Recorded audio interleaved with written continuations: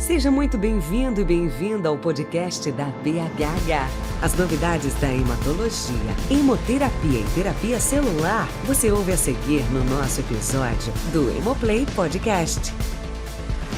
Olá, meu nome é Fábio Pires, eu estou aqui no Hemo 2024 para mais um episódio do Hemoplay Podcast, numa collab com o Happy Hour Podcast. Eu estou aqui com o meu co-host do Happy Hour Podcast, o Dr. Guilherme Perini, mestre dos linfomas. Fala, Pires, um prazer estar aqui, obrigado pelo convite da BHH. Essa collab está rendendo vários frutos muito bons, e estou aqui também com meu amigo Centrone, que vai capitanear esse episódio. Como vocês já conhecem, nós três somos hosts do Happy Hour Podcast e hoje, orgulhosamente, a gente tem um convidado especial e acho que não podíamos deixar de ter essa entrevista em meio ao sucesso que está sendo o Hemo 2024, o atual presidente da Associação Brasileira de Hematologia e Hemoterapia, Dr. Ângelo Maiolino. Seja bem-vindo. Obrigado, obrigado, uma honra estar aqui participando com os meus amigos aqui desse podcast e aqui na BHH, nesse cenário do Hemo 2024, né? Então acho que a gente está com, realmente acho que eu vou falar em causa, não é em causa própria, em causa de toda a sociedade, da nossa sociedade, que é um evento realmente grandioso, né? Estamos aí com 7.700, quiçá com 8.000 participantes. E, definitivamente somos o terceiro maior congresso da especialidade, mas eu diria assim para vocês, a Europa não podia contar. Porque é o continente. Com certeza. É o continente inteiro. É o continente inteiro. O segundo acabou. É o segundo nacional. Nacional, Não é verdade? Concordo. A gente comentava hoje cedo, doutor Ângelo, o papel do hematologista como assistencial e na pesquisa clínica já é bastante intenso, mas eu acredito que muito da nossa audiência talvez não saiba o que a Associação Brasileira de Hematologia e Hemoterapia faz, né? Não só numa organização no Congresso.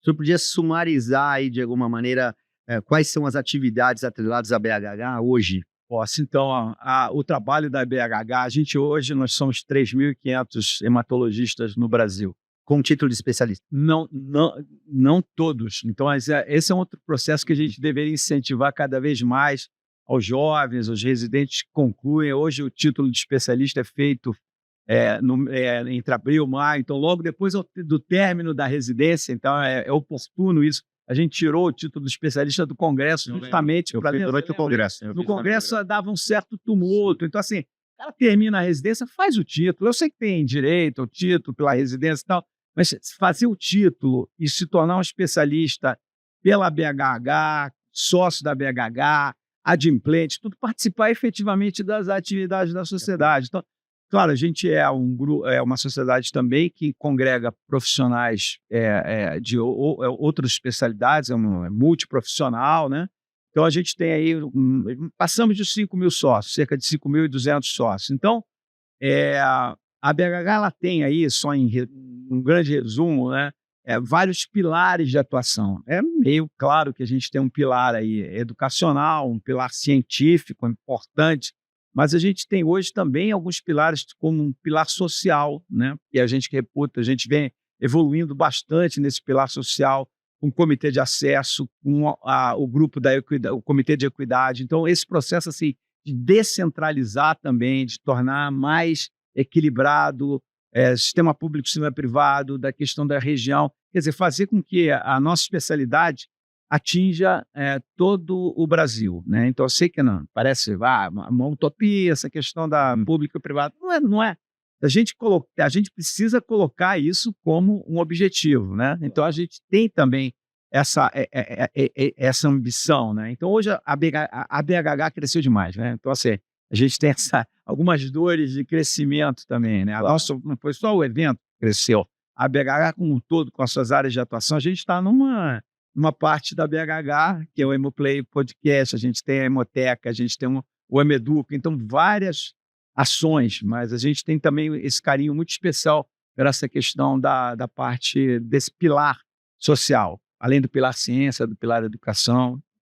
E é uma coisa que talvez seja o mais importante da sociedade, né? Que é justamente a sociedade trabalha para melhorar a vida dos seus sócios. E a maneira que a gente vai melhorar a vida nossa é justamente eliminando isso aí. Ninguém está confortável com esse abismo que existe. Você é um médico especialista em mieloma, em que existe um gap muito grande, né? Então, ó, eu acho isso muito legal e a gente tem visto isso gerar frutos, né? Então, isso tem se tornado mais forte, o papel dela de discussão, inclusive de inclusão de medicações, etc e tal, vem aumentando muito. Eu acho que isso é muito legal e talvez seja uma coisa que você falou, não é todo mundo que tem essa visão. Talvez para algumas pessoas a BHH faz o emo, né? E assim, pois é, Acho que é isso que a gente precisava esclarecer de alguma maneira. é isso que a gente queria, e a gente sabe, a gente tem até orgulho de algumas sociedades estarem seguindo esse nosso caminho. A gente, na verdade, nós fomos um pouco pioneiro nessa questão desse entendimento das questões sociais, desse entendimento de que o acesso também era um papel nosso.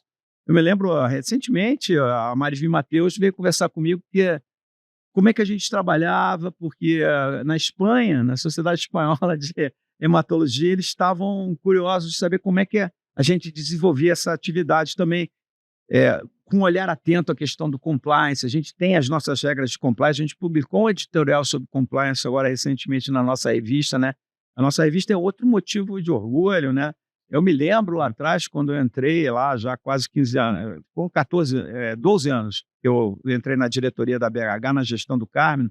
Na verdade, a gente tinha migrado de um boletim para a revista, e da revista havia muita dúvida ali, pô, mas vamos internacionalizar a revista, E a gente defendeu arduamente isso, que não vamos chegar lá ao fator de impacto, sim, pelo menos acima de 1, já então, assim, a revista também é uma realidade. Então, poxa, a gente está aí atuando, né, jogando aí para jargão futebolístico, jogando em todas as posições, com uma qualidade, diria, mais equilibrada hoje, né, que a seleção brasileira, na verdade, né? Temos boas pontas, mas falta lá o nosso glorioso meia, nosso glorioso 10.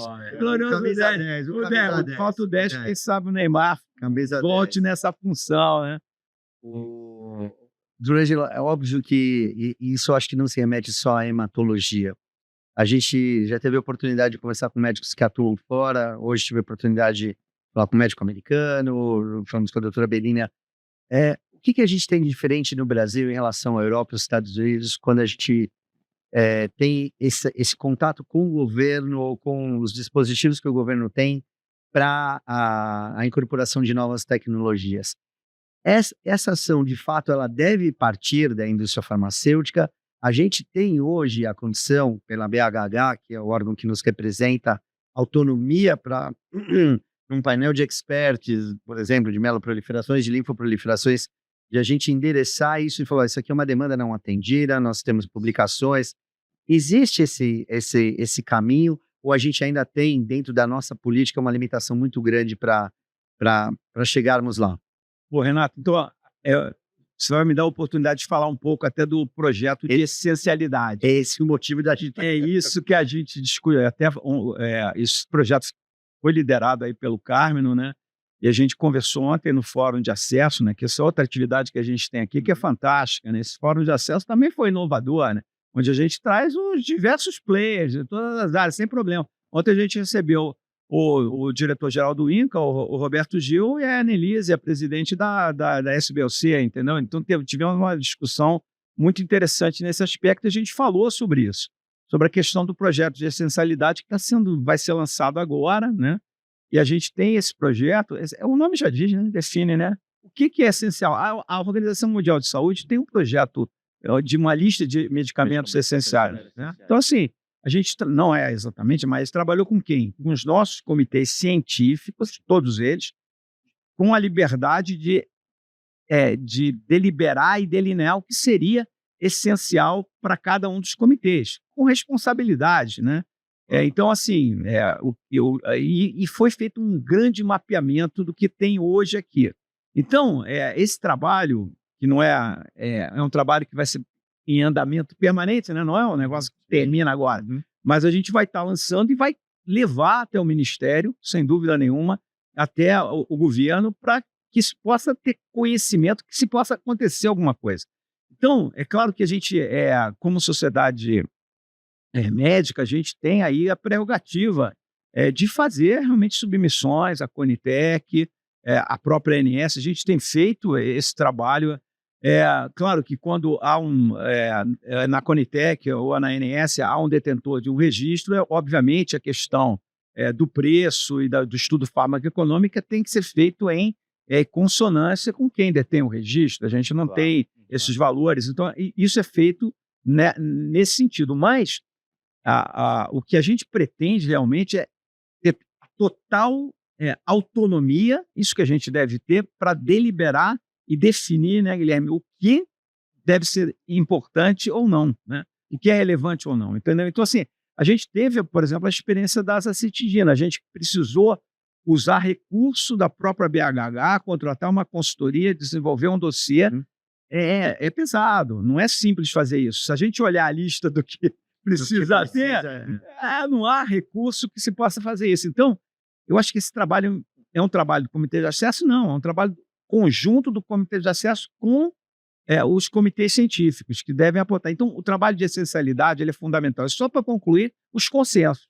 Eu acho que a gente precisa muito que os comitês científicos atuem na elaboração dos seus consensos.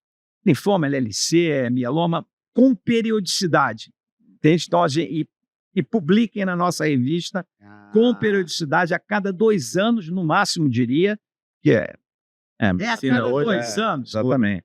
Muda demais, entendeu? Leucemia aguda, agora não muda muito, então a gente precisa. Mas isso, então, o senhor está colocando uma coisa importante, Porque acho que é interessante você falar da essencialidade, porque nos últimos, acho que todo mundo deve ter vivido aqui, tanto no mercado público como no privado, nos últimos 5, 10 anos, vários momentos de medicamentos em falta no mercado, ou medicamentos que deixam de ser fabricados. Eu cuido muito de mero proliferativa, tenho muitos pacientes tomando interferon, que é um medicamento que de repente deixou de ser de interesse comercial para a indústria farmacêutica e agora... e aí os pacientes estão órfãos, não tem alternativa, não tem outro remédio. Do outro lado, agora a gente está com um mercado cada vez mais amplo que pode prover esse tipo de medicação.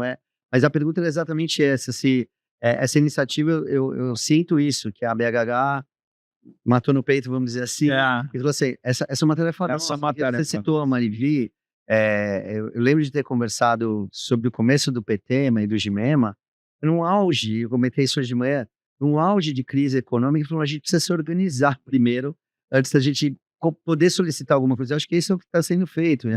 Você comentar isso da questão da publicação também, a gente juntar os dados, ou seja, não importa em cada instituição que a gente trabalha, a gente tem como colaborar. Você acha que a classe médica de hematologistas pode colaborar mais do que faz hoje? O que um hematologista hoje que não está ligado à BHH pode fazer a mais do que ele já faz na assistência? Tem alguma coisa que você acha que possa... Eu acho que é muito importante ficar mais próximo. Eu acho que a gente vê um monte de colega... Pô, vocês são mais jovens que eu. Pô, obrigado. Consideravelmente. Eu sempre sou ofendido aqui. É uma geração, é uma geração subsequente, né? E a gente vai vendo essa... É interessante que na nossa área não existe exatamente uma troca de geração, mas existe uma conjunção dessas gerações, o que agrega muito. Tem algumas profissões que, infelizmente, né, vai se deixando o pessoal mais velho, o pessoal mais novo. Na nossa, felizmente, há toda essa intersecção ainda. Né? Então, isso é importante. Mas a gente vê, claro, que a camada de pessoal mais jovem que vocês está chegando, eu acho que quando eles veem a dimensão do que é o EMA, eu fico super orgulhoso de ver essa galera nos estandes, batendo aquelas fotos, aquelas filas ali que eles fazem, né? Pois, e muitas vezes é um tremendo orgulho, às vezes me param, quer fazer selfie e tal, a gente fica muito orgulhoso, nem sei, às vezes fico estressado, porque nem sei se eu posso atender, estou correndo para um lado para o outro, não dá nem para parar, né? Mas eu acho que trazer esse pessoal e fazer com que eles entendam que a sociedade é deles e feita por eles. É uma realidade. Sem esse pessoal, e aí entender que eles têm, tudo bem, tem essa participação, nem todos vão fazer uma participação mais voltada para essa questão do acesso, mas eles podem participar de alguma maneira de algum comitê, eles podem participar publicando na revista, eles podem participar de grupos de pesquisa. Hoje a gente, né, Guilherme, a gente vê que os grupos de pesquisa, né, E os grupos colaborativos estão aquele site dos estudos. Exato, o site dos... A gente tem, por exemplo, o Grupo Brasileiro de Mieloma, de LDC. Eu acho que esse é um outro ponto que a gente deveria estar trabalhando. A gente tem dois registros, o registro de leucemia aguda, o registro de LDC, albergados lá na BHH também. O ILMC agora também E tem, porque trabalhava independente, tem mais de 10 publicações. Exato, o LMC aqui estava... Então, assim, também é uma outra vertente que a gente nem buscou, mas acabou sendo interpelados de fazer isso. Então, assim, eu acho que não é somente o registro. O grupo cooperativo, você deu um dos melhores exemplos, que é o PETEMA. O PETEMA é um exemplo de modelo de grupo cooperativo, assim como o grupo francês, o grupo italiano, com quem eu trabalhei muitos anos na Itália. Então, assim, na realidade, nesse ponto a gente estava muito atrasado. O que aconteceu foi que vieram os estudos patrocinados com sponsor. A gente conversou numa sessão ontem, né, Guilherme, sobre esse assunto. E agora eu acho que a gente precisa ganhar corpo e força nos estudos de iniciativa de investigador, nos estudos do mundo real. Para isso, a gente tem que ter os grupos cooperativos organizados. Quem sabe, né, a gente tem já os grupos individuais e a gente consegue...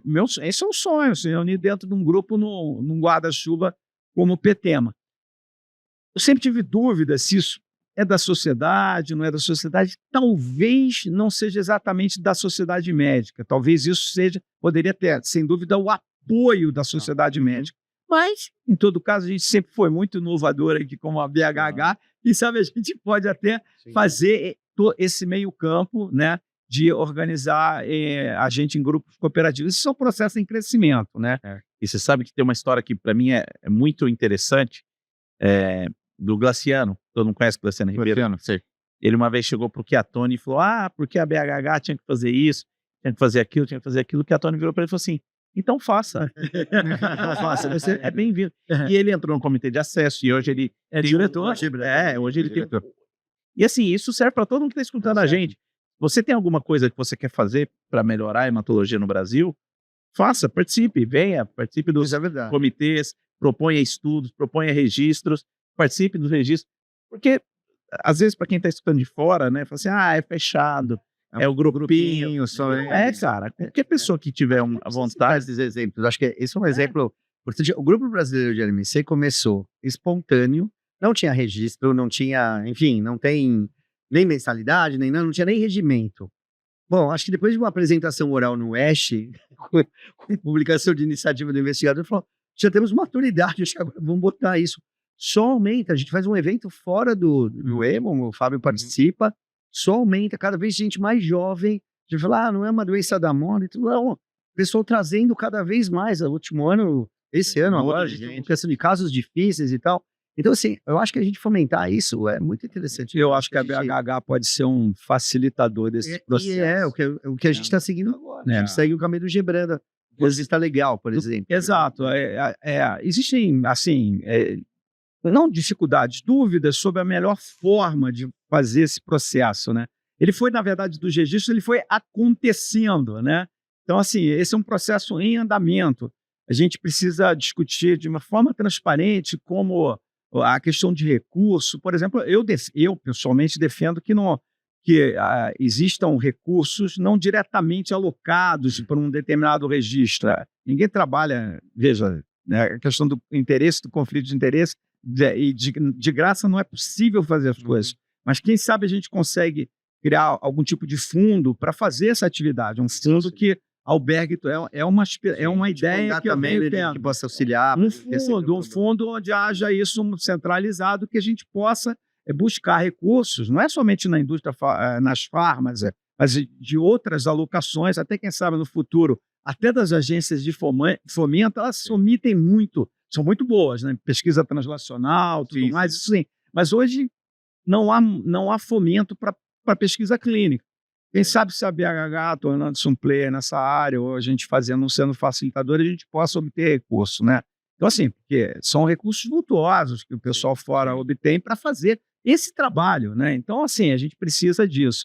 Estamos começando, acho que a gente está num bom caminho, né? Seria também uma forma de nos dar independência da indústria farmacêutica, que no momento é a grande determinadora dos estudos quem clínicos são deflagra produzidos, exatamente. até a A gente inclusão. estava conversando mais cedo com a Belinda, Belinda. aqui veio a indústria primeiro e a organização veio depois. Então, E gente fora tem a organização. isso veio já primeiro. existia a estrutura e aí depois veio a... Você veio os concorda com isso? Que acho que é isso exatamente que você está falando. A gente tem que chamar para si. A responsabilidade. Essa responsabilidade é nossa. A gente pode contar com eles e é importante, mas essa responsabilidade não, a gente não pode assumir. Senão a gente não sai do lugar. A gente precisa... O que aconteceu? A pesquisa clínica patrocinada, essa que a gente acabou se tornando um player importante no mundo, ela é super importante. Então agora a gente é um player importante, a gente tem uma população enorme, uma população diversa, né? E a gente tem total condição, e agora com o novo arcabouço regulatório, que realmente melhorou bastante, a gente tem condições de fazer isso. Agora, a gente precisa dos grupos cooperativos organizados, a gente precisa ter um modelo, a gente tem iniciativas ainda muito individuais, tem muita vontade de fazer, mas a gente precisa trazer o pessoal mais jovem, que eles entendam. É difícil, porque o trabalho do médico aqui é diferente bastante do trabalho do médico na Europa e nos Estados Unidos. Todos nós sabemos. Aqui todos nós... Nós temos assistência e nas horas vagas... Voltando para o futebol... A gente bate o escanteio, vai para a área cabecear e bota a futebol, e bota a bola no meio do campo. Exatamente. Aí não dá. Ainda bota a bola no meio campo e discute com o VAR, valida logo esse gol. Não é possível isso. Mas eu muitas vezes me senti muito assim. Eu acho que está na hora, porque assim, você pega um colega nosso que trabalha num grupo, hoje os grupos dominam, na verdade, os grupos de oncohematologia, assim, para quem dá na atividade privada, somente na nossa área, né? Você imagina um colega que tem que atender um determinado volume de paciente de convênio, tem de 3, 4 dias de consultório, ainda trabalha no público. Ele precisa, né, ter um ajuste, né? Mas eu tenho esperança, por isso que eu acho que não vão ser todos, é óbvio, né? Mas que desse pessoal mais jovem, que a gente consiga identificar quem tem a vontade, ou que eles procurem a gente com vontade, né? Que vejam, o Hemoplay acho que eles vão ver, né? Se fosse no TikTok, seria melhor. A Letícia comentou, a Letícia não pode aparecer, mas parece que quando for no TikTok a coisa vai Mas eu também acho que no TikTok, eu tenho um filho de 17 e outro de 14, tá certo? Então assim, se a mensagem demorar mais do que o tempo do TikTok, agora do TikTok, eles pegam ali, aquela ali, eles usam A gente está diminuindo o tempo do podcast exatamente por isso. Quer dizer, é maior, o pessoal fala, é legal, mas a gente já está também... o pessoal vai botar a gente naquele 1,5 ou 2, né? Não, mas e olha que a gente está falando da parte de hematologia, oncohematologia, mas tem outras coisas, por exemplo, a hemoterapia, que também tem iniciativas muito legais. Esse ano teve um dia só para discutir PBM, que é Patient Blood Management, que é uma coisa que é ultra importante para a nossa sociedade, no sentido de usar recursos de uma maneira inteligente. Tem toda a parte de diagnóstico, tem uma série de coisas que a gente percebe que o papel da BHH, querendo ou não, vai começar a ficar muito grande, porque a nossa especialidade é muito grande, né? A nossa especialidade. A gente tem o que aprender com outras sociedades médicas de outras especialidades. Eu acho que sempre a gente pode aprender. Sempre tem. A gente usa muito como referência as grandes sociedades internacionais da nossa área. Tanto o ESH como o ERA, né? A gente usa bastante. O ESH, para a gente, você vê uma coisa assim que a gente tinha muita dúvida. Tá lá atrás, o ESH Highlights. Eu me lembro das discussões. Quando eles queriam vir para o Brasil, nosso evento, eles podem crescer demais e diminuir muito, imaginam mesmo? Não, é que às vezes a gente cria um pouco essa... Mas não cresceu tanto o Ash Highlights, né? E, na verdade, assim, o contato com o Ash fez a gente aprender mais, fez o que a gente chama de o benchmark, né? O famoso benchmark. Assim, a gente aprendeu muito com eles, muito mesmo, como forma de organização. Toda a profissionalização do nosso grupo, né? Toda liderada ali pela Aline. E fez esse evento, fomos nós, foi o nosso grupo. Tem os vendors, né? O pessoal que... Sim. Mas é raro isso na sociedade que tenha o seu próprio... a sua própria organização de um evento desse porte. Magnitude. É pouquíssimo. Eu desconheço, sinceramente, nesse porte, alguém que não contrate um evento e terceirize tudo. Nós não. Então, já há algum tempo, é a própria BHH que faz o evento. Evidentemente, repito, né? tem todos os terceirizados, mas a coordenação é nossa. Toda Então, operação. assim, eu acho que a gente aprendeu muito mesmo, e eu tenho orgulho de dizer que a gente hoje está sendo seguido como um modelo de várias sociedades médicas que nos procuram. Pô, mas como é que vocês fazem isso? Como é que vocês lidam com esses conflitos de interesse, compliance? Como é que você faz tal coisa, tal? Falar, gente, faz assim, entendeu? Mas a gente aprendeu bastante com as sociedades internacionais. E ouvindo você falar e remetendo à política, a gente pode trocar a diretoria, mas a gente está sempre evoluindo, não tem rupturas, né? O Brasil tem essa cultura política de que sobe um outro, não, a gente anula o que o cara fez para fazer, não, a gente está constantemente evoluindo. Eu acho que é o que você falou, a gente está constituindo uma sociedade que está gerando uma intersecção. Dermatologista é mais país, é mais Mas- coisa. mas- Não, isso mas que eu eu ia falar. vou convidar você a participar de uma reunião de diretoria e ver que não é nada simples assim. Mas é verdade. Mas é uma impressão que eu tenho. Uma boa diretoria se faz com pessoas que pensam de forma até diferente, que agem de maneira diferente. Eu, por exemplo, sou um cara bastante diplomático, diria. O meu pai insistiu muito que eu seguisse carreira diplomática, mas você você sabe o que eu vou dizer, filho de italiano, calabrês, não sei o quê. Era toda uma explosão, né? E eu conseguia tentar fazer às vezes ele se irritava, meu pai se irritava muito comigo por essa minha postura, mas ele entendeu, não. Olha, pô, você vai dar um bom diplomata, não sei o quê. No final eu acabei escolhendo a medicina. Mas eu trouxe comigo essa capacidade mesmo de... Mas você tem que ter imagina todo mundo diplomático, não vai rolar, entendeu? Mas aí tem que ter os caras que batem de frente, tem que ter as pessoas que são mais incisivas, então, e pessoas que pensam diferente, mas dentro de uma coesão, Uma proatividade. de uma proatividade. Então, isso a gente encontra, mas não é simples. O Carmelo, quando eu entrei na BHH, o Carmelo que me trouxe para a BHH, ele falou, olha, fica esperto aqui, porque aqui o mais inocente tira a meia sem tirar o sapato. E eu vou dizer, eu fiz MBA de saúde, de gestão de saúde na COPEAD, primeira turma espetacular, num grupo fantástico da primeira turma da COPEAD, mas o meu MBA de verdade de gestão foi dentro da BHH, que são lideranças nas suas áreas, pessoas que têm um grau de liderança. Então eu falo para o pessoal mais jovem que entra, fica meio apavorado, né? Agora entrou também o Edivan, o próprio Glaciano já tem mais experiência. Jorjão é de Brasília, então assim, Teu viés empresário, teu viés empresário. Então assim, esse também tira a meia sem tirar o sapato, entendeu? Mas assim, entendeu? Que dentro desse contraste, dessa discussão, é que nascem as boas ideias. Então, é um grupo espetacular. Eu diria assim, eu tenho muito orgulho, realmente é um orgulho danado de ser presidente da BHH, e essa é uma coisa que isso vai passando, né? Eu sou, assim, na verdade, o primeiro presidente fora de São Paulo, né? Então, eu acho também que isso foi uma coisa importante também, mostrando que realmente lá, às vezes havia uma não crítica. Não tinha meio corrido isso. Mas é verdade, havia uma crítica, assim, um pouco lá atrás. A sociedade é muito focada dentro do São Paulo. Claro, São Paulo congrega o maior número de hematologistas, é o estado mais rico da federação, mas não é São Paulo, né? Eu, por exemplo, quando a sociedade era no Rio, né? Mesmo depois da fusão, sim, a sede nossa era no Rio de Janeiro, mas eu concordei. Apesar de adorar minha cidade, tudo, eu concordei, realmente tem lógica ir para São Paulo, né? Mas é importante também ter essa questão, e esse é um dos pilares do nosso projeto de equidade, da equidade, né? Então, a equidade está exatamente nisso. A gente criou, isso foi na gestão do Marx, ele tem todo o mérito de ter criado isso, né? Eu lá atrás, com o Marx, a gente fez o comitê de acesso, né? Principalmente, alguém tem que ter a ideia, né? Eu me lembro quando a gente foi criar o comitê de acesso, levou 3 reuniões. Quando você quer que um assunto entre na pauta da diretoria, mas não seja muito discutido, bota depois do almoço. Aí fica... Aí no terceiro almoço que o negócio não rolou, eu me irritei. Falei, tá criado o comitê de acesso.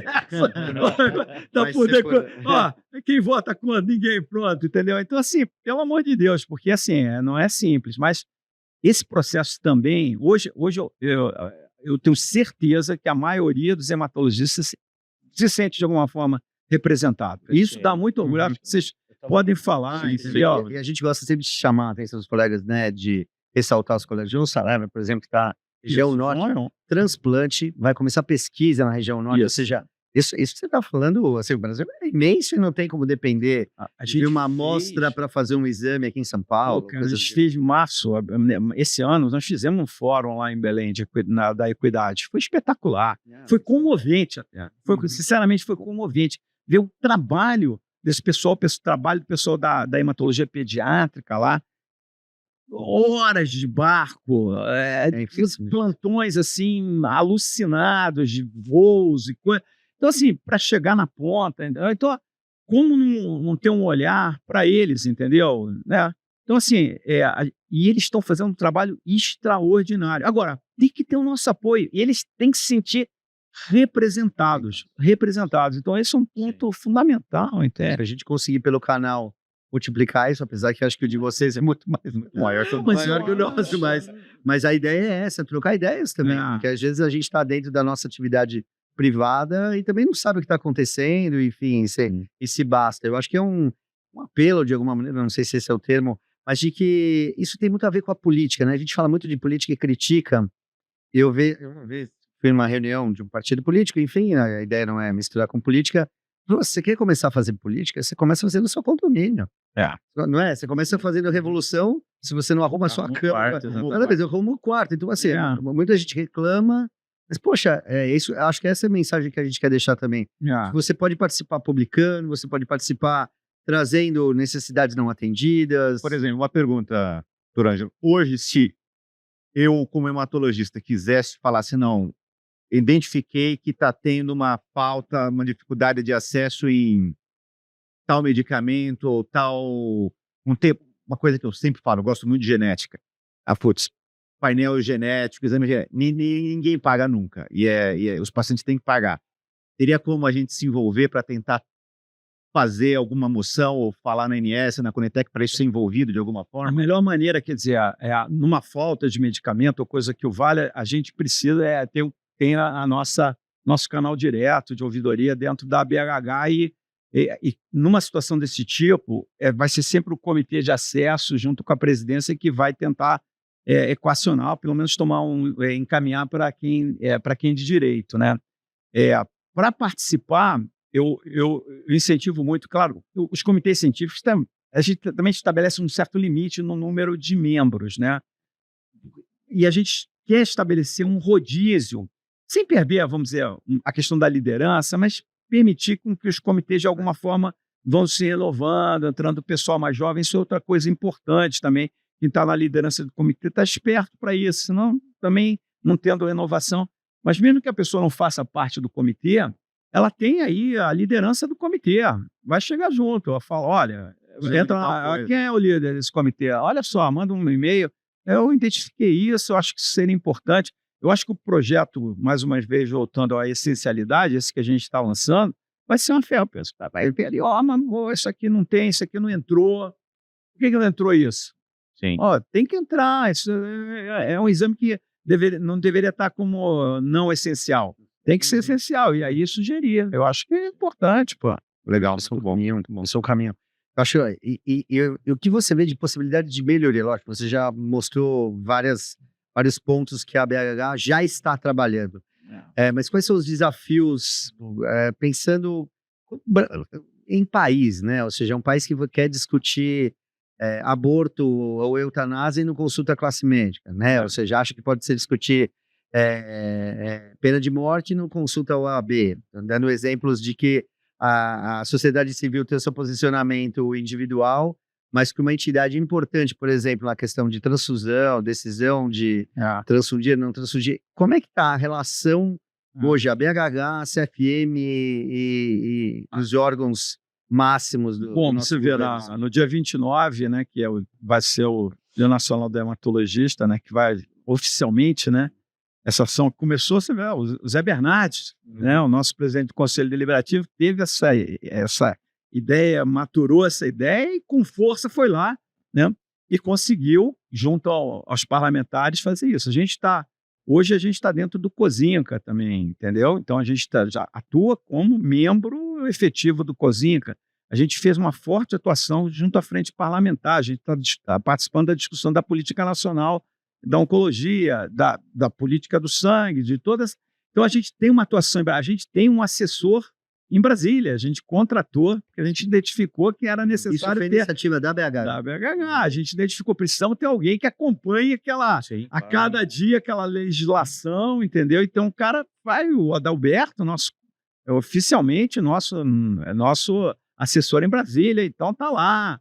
Em Brasília, sim, você tem que se posicionar, não é fazer lobby. Bom, nos Estados Unidos é totalmente legal. O Oeste, mais uma vez o Oeste, ele tem um grupo que atua exclusivamente no parlamento, né? Eles têm gente contratar, mas aí o staff, a gente tem o Adalberto, que é um cara que colabora pra caramba. O Adalberto é o Cafu que Com corre certeza, o Adalberto vai para todo lado e consegue, você vê, ele conseguiu no Senado, o Dia Nacional vai ter essa sessão solene no Senado. Não sei quantos senadores Cabe um vão estar episódio com o presentes. Adalberto, então. Cabe um episódio com o Adalberto, então. Então, assim, a gente vai estar lá. Então, essa atuação política, sem a política a gente não vai adiante. Eu acho que é essa a questão, isso, né? Eu acho que a gente chega num ponto que é o limite do que é profissional e a gente aprende ouvindo você falar, porque a gente não sei vocês, mas para nós fazer um podcast, para nós fazermos um podcast é sempre um aprendizado. A gente está perguntando, mas na verdade a gente está aprendendo sempre, cada convidado. Eu acho que isso que você está comentando também tem que ser divulgado, e acho que essa é a ideia também aqui do podcast, para outros hematologistas. Eu acho que com certeza a gente vai ajudar demais. Uma geração mais atuante. Porque é aquilo que você falou em um dado momento, vocês falaram, né? Às vezes a pessoa fica numa postura de reclamar, né? Você citou aquele exemplo do Glaciano do Chiattoni. O Glaciano aprendeu mesmo, né? Atua pra caramba. A Glaciano é diretor administrativo, está sempre siderado aí de um lado por outro, preocupado com o emo e tal. Então, assim, vestiu a camisa, né? Não precisa talvez chegar tanto, mas é muito cômodo você se queixar de tudo. E aí você também começa a ficar amargurado, pessimista. Você lê o jornal, dá uma agonia danada, entendeu? Mas assim, eu acho que se você está numa situação de proatividade, eu às vezes me canso também, não é que é isso. Vou falar, mas um dia eu estava no COSINCA, realmente, aquilo ali eu falei, meu Deus do céu, estou com tanta coisa para fazer e não desata, né? Mas é assim, às vezes o processo da política, né? É complicado mesmo. Entender lá como as coisas andam em Brasília é muito diferente. Às vezes tem reunião que você tem que esperar um tempão para começar. Eu já fui para reunião que durou 1 minuto, que eu saio de pauta, entendeu? Então, tem que ter uma certa traquejo para fazer isso, entendeu? Então, também não é para todo mundo, mas assim, sem a política, né? Você não chega a lugar nenhum, não tem jeito, a boa política, né? Claro, Você tem que transitar, então assim, tem que sair um pouco da posição de passividade. A gente faz isso no nosso dia a dia. Eu me lembro no meu hospital, lá no UFRJ, aí faltava isso, faltava aquilo. Pô, todos nós, tá faltando, né? Pô, tu já foi à farmácia? Já viu o que aconteceu? Você foi no diretor? Você foi no diretor? Pô, vai, cara. Pô, vai. Eu sou médico. E você, Júlio, sempre esteve envolvido com essa parte desde o início da sua carreira? Eu sinceramente, eu sempre me senti melhor tendo uma proatividade nas coisas, entendeu? Eu não gosto de ficar assim, a reboque, sem tomar algum tipo de ação. Eu sei o limite, até vamos dizer, também um limite de paciência. A gente também não é que fica... O pessoal lá no HU fala, pô, tá tomando o que você para estar calmo desse cara? Eles não sabem à noite, né? Entendeu? Agora eu vou dar spoiler quando alguém vê o podcast, entendeu? Mas assim, mas eu tento negociar, né? Porque não tem outra solução, entendeu? Claro, tem hora que você tem que levantar a voz, mas eu sempre tive uma atitude, eu entendo, mais proativa. Eu vejo uma época também que, vamos dizer, a gente estava criando um modelo hoje para o pessoal mais jovem, eles vão encontrar uma coisa que era absolutamente impensável, né? No início da minha carreira, no início da minha carreira eu queria ser docente, né? Isso é uma única coisa que eu tinha convicção absoluta.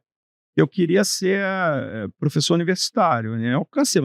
A gente não chega, e participar da sociedade, mas não imaginava chegar, enfim, né, nessa posição e tudo mais. Mas foi aí uma construção. Quando eu saí dela, eu quero continuar contribuindo, né, de alguma maneira com a minha experiência, entendeu? Então, assim, mas eu prefiro um pouco ter uma ação mais... foi da minha natureza. E às vezes né? Mas, pô, quem não faz nada, aqui, o cara não vai errar. Ó, você não tem isso, não é problema meu, não estou errado, vou para casa e pronto. Complicado, né? Vamos pegar a metáfora. Não existe gol feio. Feio é não fazer gol, não é? De quem é essa frase? De quem é essa frase? Dadá. Dadá Maravilha. O que é? Não existe gol feio. Como é a voz? 3 coisas para no ar. Helicóptero, beija-flor e Dadá Maravilha. Esses clássicos a gente adora. Na hora do nosso que a gente faz. Cultural. Debatíamos já há semanas. Peraí, calma. Antes de tudo, eu preciso deixar uma coisa clara aqui. Antes de começar o podcast, ele cometeu um erro. Ele falou que eu torço pro Criciúma, eu torço pro São Paulo. Não tem nada a ver de Criciúma aqui. Hoje ganham títulos iguais. Postam no mesmo... Não, tô brincando. Crueldade. Discutimos há semanas assim, bom, vamos fazer um podcast com o professor. E o que vamos debater? E aí, conhecendo já, não falamos de Meloma, hein? Não prometemos, assim, Meloma vai ser num outro evento e tal. Mas a paixão pelo Flamengo, né? O doutor Ângelo, lógico, já me confidenciou que tem uma passagem para São Paulo, a família italiana, uma certa afinidade com o Palmeiras, que a gente não vai deixar tão clara, sempre não expõe, mas é um flamenguista nato, como, sei lá o quê. A porcentagem de cariocas flamenguistas, uns 80%, passa disso ou não? Não. Apesar que agora no MS, que tinha de botafoguense, então, eles estavam escondidos. Não, na verdade... Assim, era um clone que estava lá. A maior torcida do mundo é a torcida do Flamengo, né? Porque são mais de 45, é uma nação mesmo, né? Que atinge o Brasil todo, né? Então, é uma paixão mesmo, né? Mas o Vasco tem uma torcida grande, o Fluminense menos, e o Botafogo agora, provavelmente, se fizer o Libertadores, o brasileiro, vai... Porque o Botafogo teve aquele gap, assim, geracional, né? Um pouco assim como o Santos também, né? Que muito forte nos anos 60 e depois... E só, assim, pais muito convincentes convenceram seus filhos ou netos a seguir lá a paixão pelo Botafogo, mas provavelmente ganhando o título muda um pouco de figura. Conhecendo essa cultura do brasileiro, principalmente do carioca, que ele incomoda mais no dia seguinte de perder um clássico, o Vasco ou o Fluminense, não? Ou os dois são iguais? Isso muda a depender de como está o adversário. Porque os São Paulinos morrem, eles podem ganhar o que quiser. Nosso clássico é Palmeiras e Corinthians. Mas no Rio, assim... Olha... É que o corintiano, né? Não, é uma outra coisa. Não vou falar nada, é uma outra coisa. É uma outra coisa. Os corintianos podem ouvir a gente falando aqui. O Fla-Flu é um grande clássico. Vocês leram o Nelson Rodrigues, as crônicas futebolísticas do Nelson Rodrigues são obras de arte. São obras de jornalismo, de literatura. Ele falava que o Fla-Flu nasceu antes do Big Bang. Pensa a interpretação de claro, essa figura. Posso usar o Nelson Rodrigues? Das coisas menos importantes da vida, futebol é a mais importante. É a mais importante, exatamente. Então, assim, o que ele queria dizer? É o clássico dos clássicos, é uma coisa que transcende a imaginação. Então, assim, o Fla-Flu, com o Fluminense tendo ganho a Libertadores, realmente me deixou incomodado. Eu me lembro aqui que, e principalmente tem a música, em dezembro de 81, ficou marcado na história. 2-0 no nível. E no Rio não tem outro igual, só o Flamengo é campeão mundial. Tem essa musiquinha. Eu falei, já pensou se o Fluminense me ganha do City? E a musiquinha vai pro ralo. Já acabou, ninguém mais pode cantar. Um clássico musical. Aí eu fiquei apavorado. Eu estava em São Paulo, estava com a minha família aqui em São Paulo, perto do Natal, né? E eu me lembro que eu estava ali no Iguatemi, naquele restaurante Poesia, né? O restaurante italiano. Pois é, estava ali. Que vexame. Quando eu estava lá com a minha família... Quando meu filho chegou, 1-0 City, 1-0 City. Maluco, rapaz, 1 minuto de jogo, 1-0 City. Pô, fiquei de joelho no meio do restaurante, aquele restaurante. Vocês estão entendendo como o futebol é uma coisa? Eu falei, minha mulher, o que você tá fazendo aí? Eu não tinha coragem. Eu fiquei rodando o Iguatemi e disfarçando porque eu não conseguia ouvir o jogo. Aí você fala, pô, você tem alguma coisa contra o Fluminense? Não tem, mano. Eu tinha contra acabar com a musiquinha, os caras tirarem uma onda É contigo. uma questão do folclore. Por exemplo, o nome Davidson remete a algum tipo de alergia, uma urticária, algum... O Davidson remetia muita alergia em função do gol que ele fez contra o Flamengo na final da Libertadores. No entanto, ele se redimiu ao eliminar o Fluminense. Jogando, Então, fazendo 2 gols. Você já respondeu. Então, o Fluminense Agora sim, porque o Fluminense está. Mas quem sabe vai passar a ser o Botafogo. Ou quem sabe o Vasco mais adiante era o Vasco. Eu tenho uma Era o pergunta Vasco. técnica. O Eurico Miranda era o Vasco. Eu tenho uma pergunta técnica importante. O futebol mudou muito. Alguém desse time, hoje, do Flamengo, jogaria no Flamengo de 81 ou não? Olha, eu vi o Sua boa Zico, pergunta. o Zico, boa, excelente. Eu vi o Zico Mais falando, importante, o o que a Zico, gente já falou, inclusive. sem dúvida. O Zico falou ninguém. Ninguém. O Zico falou ninguém. Falou ninguém. Sabe que talvez ninguém mesmo? É muito. Eu sou meio suspeito. Você acha que o Adílio, o Arrascaeta... Isso que porque eu falo, nem Arrascaeta, comparar com o não. Zico, né? Não, Zico. Não, o Zico tá fora disso. Mas o Adílio Arrascaeta. Então, o que acontece? Outro tempo. Outro não. Pô, eu vi o time de 81, eu estava na final do Flamengo Atlético no Maracanã, eu vi também a final do Mundial de Clubes pela televisão e eu vi o final do Mundial de Clubes com a minha família em Doha. E o Flamengo perdeu para o Liverpool. Eu estava no estádio.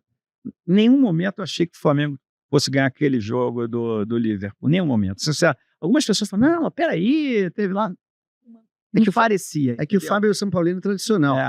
Você lembra que o São Paulo ganhou um título mundial com um gol de costas do Miller. Vamos falar. Sim. Usou os glúteos para fazer o gol, exato. Então, você vê como muda o... Mas hoje não jogaria. Você acha que o Zico foi o maior jogador que você viu jogar? O Zico foi o maior... eu vi o Pelé, né? Mas o Pelé não é jogador. Não, peraí. Você viu o Pelé jogar? Não é possível. Mas você viu criança, óbvio. É criança. Claro. Uma do Flamengo, você diria que foi o Zico. Não tem a menor dúvida. Não, e só para me corrigir, né? O Pelé não era jogador, né? Era de outro planeta. Era de outro planeta. Essa frase é do Menotti. O Menotti fala. Não, mas eu tenho convicção disso. Minha mulher tá maluco, vai falar isso. Agora eu tô falando no podcast. Para mim, o Pelé, se tem um ET, o Pelé. Não, é sério. Não, é mesmo, mas é verdade, é verdade. Pulava mais do que... Não, é impressionante. As fotos são incríveis. Não, você viu, tive a oportunidade de ver o Pelé sentado assim de perto, uma vez numa boate que tinha no Rio de Janeiro, Hipopótamos. Ele estava sentado ali, você olhava assim, você estava diante de um cara fora do mundo. É sério, ele já tinha parado. O físico do sujeito era uma coisa que já impressionava. Ele era pequeno, tinha 1,72 m, mas ele tinha um olho do campo visual, ele conseguia ver de costas. Ele pulava. O primeiro gol do Brasil contra a Itália, o gol que ele fez de cabeça, sim. O zagueiro italiano, ele tinha 1,92 m. Paquete. O Pelé, pode ver a foto, ele está com o peito, né? Com o peito acima da cabeça. Então, assim, fora de jogador é o Zico. É o Messi, né? Eu acho que hoje realmente é muito difícil comparar. Mas entre o Zico e o Maradona, eles dividiram lá o pódio, entendeu? Sim. Um tempo foi. Mas então você acha que quando você vê esse pessoal mais jovem falando assim, não, Gabigol, Pedro? Não, cabendo comparar outro jogador com o Pelé, você vai falar assim, esse cara não dá pra comparar. Não acho que dá pra comparar. Olha, eu não sou o autor dessa questão que o Pelé do jogador. Isso foi uma discussão que o Puskás teve com o Zé. Quando perguntaram ao Puskás quem foi o maior jogador que ele tinha, o grande jogador húngaro, quem teria sido o maior jogador que ele viu jogar, que ele jogou contra, ele não hesitou, não, Di Stéfano. Aí o entrevistador, e o Pelé? Não, você me perguntou jogador. O Menotti tem uma entrevista, se vocês quiserem ver no YouTube, para a TV Argentina, e ele fala... Estão comentando a velocidade do Maradona jogar e tal, e aí o cara pergunta, provavelmente pensando no Messi, você já viu o Higuaín com essa velocidade, com essa dinâmica de jogo? Falou, sim, o Pelé. E quando você vai falar de futebol, falo pro jornalista assim, não põe o Pelé, porque o Pelé é de outro planeta. E às vezes é verdade. É verdade. Quem viu jogar o Hugo Gatti, que é o goleiro argentino que mais jogou, tem uma história também do Santos e Peñarol no estádio do River. tem uma foto, é uma foto menos conhecida, o Pelé tá voando, assim, não é? Não é voando, literalmente é uma coisa fora do normal. E eu acho que ninguém, imagina, meu pai é palmeirense, as pessoas iam pro estádio, era como você ir um jogo do Vasco e do Fluminense para ver um jogador jogar, né? Acho que era isso o Pelé, né? Com certeza. Ninguém conseguiu fazer isso. Acho. De todo modo, meu maior ídolo esportivo sempre foi o Zico mesmo. Né? Então, eu tive a oportunidade de ver o Zico e tudo. Para mim, o Zico era, uma vez ele foi doar sangue lá no HU, até para um paciente nosso com LLA. Sabe aquela LLA com múltiplas recidivas, mas que o paciente viveu 10 anos, tem muito tempo. Ele era filho da pessoa que levou o Zico pro Flamengo, o radialista Celso Garcia. O Zico foi doar sangue, um gesto sempre dele. E lá no HU, imediatamente quando eu me avisado que o Zico estava na hemoterapia... Uma ligação de emergência. Eu corri para ele lá, emergência. E lá me plantei e fiz aquela pose séria. Zico, completamente, ele te acompanhar, então... Arthur. Aí fiquei lá com ele, conversei um pouco, tá tudo bem na doação, sério, cara, seríssimo. E aí... ele terminou a doação, ou você gostaria de fazer uma visita ao Celso, ao Samar Celso também? Ah, não, eu posso ir, doutor? Não, claro, vamos lá. Eu sério, acompanhando por aqui. Mas meio tremendo, assim. Meio tremendo, cara. aí chega o elevador, aí entra, imagina o elevador do hospital. Entre o Zico. Cara, foi uma cena. Entra eu e Zico, né? A gente, aquela coisa, né? Apertadinho. Ele pombo todo assim, cara, no silêncio, cara, do terceiro ao 10º. No silêncio. Quando chega no 10º, abre a porta, eu falei, pessoal, é o Zico mesmo. Aí, mas aí ele fez a visita, eu desci com ele e tal, não sei o que. E aí, quando chegou lá fora, agora, eu fico arrepiado até hoje. O Zico, bem que você agradeça seu gesto, mas você vai fazer uma gentileza de me dar um autógrafo. Você foi, em absoluto, o maior ídolo esportivo que eu já tive. Olha que legal. É muito legal, muito legal. Mas agora tem um jogador que realmente não está substituindo o Zico ainda, mas meu filho, o mais velho, fez um Flacamp alguns anos atrás, em 2017, aí tinha um moleque lá, já bateu foto. Esse moleque, eu tenho essa foto, né? 2017, 18.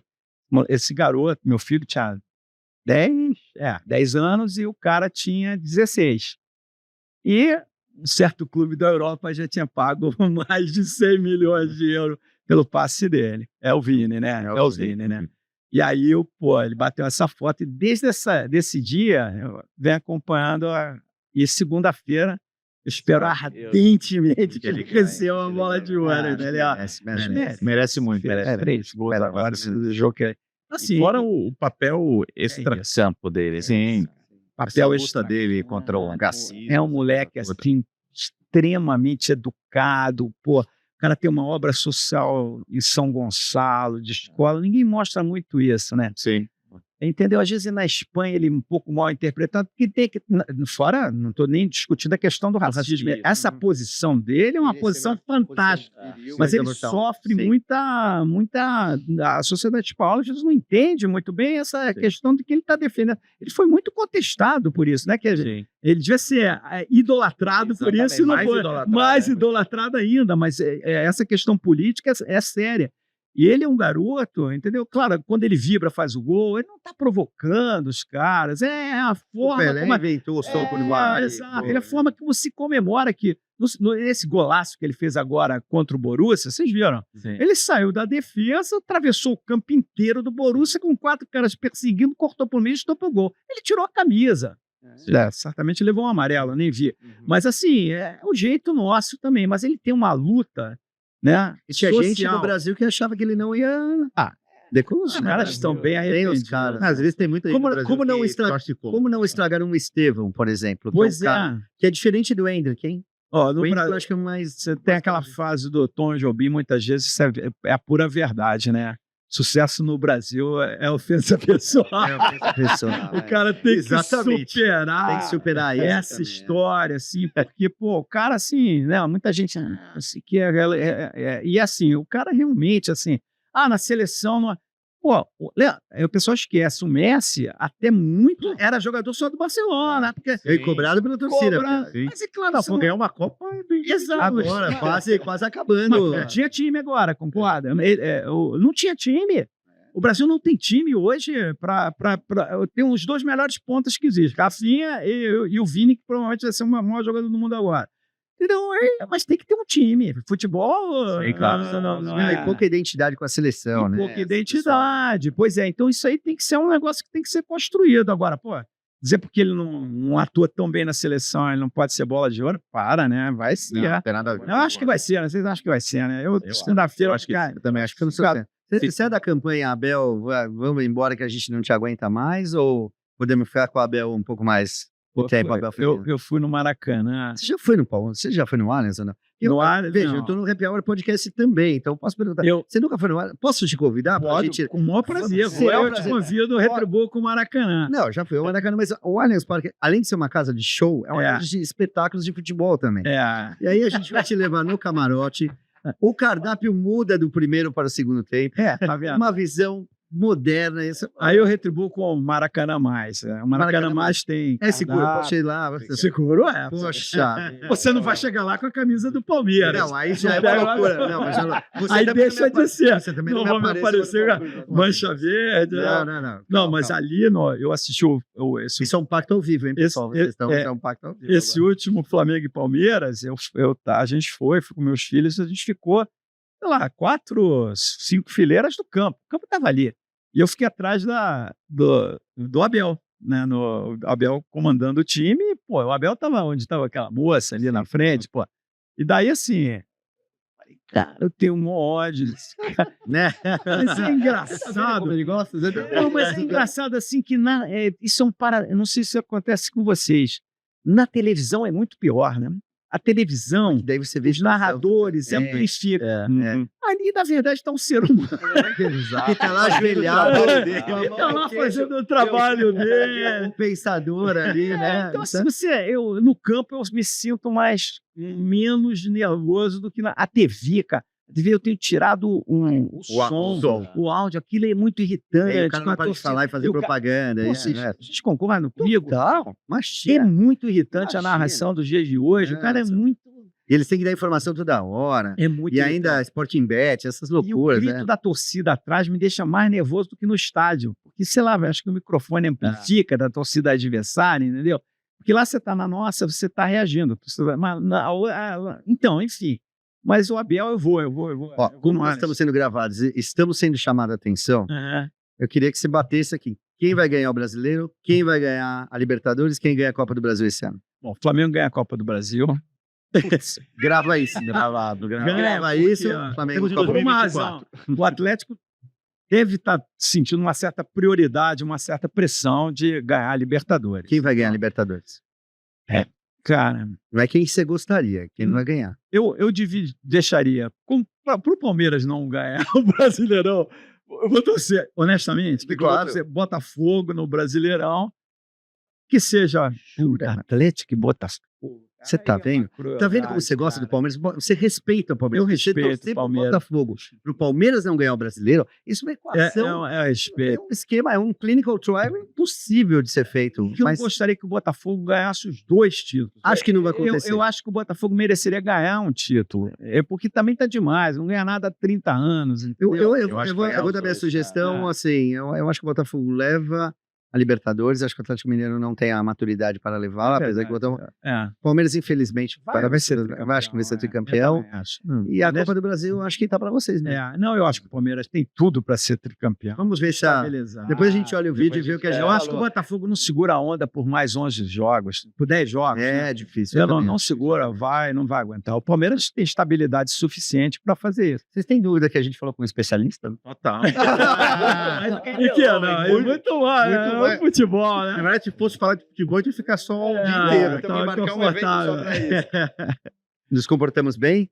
Você chama ao final? Fechamos. Acho que Pede a conta? Vamos pedir a conta, gente. Obrigado, queria agradecer. Demais. Ângelo, foi ótimo episódio. Guilherme, Renato, agradecer a vocês e até o próximo episódio do Happy Hour / Hemoplay Podcast. Obrigado a todos. Um grande abraço. a todos, valeu. Obrigado pelo happy hour, pessoal. Valeu. Com acesso a muita informação sobre as especialidades e diversos temas pertinentes na voz de quem entende.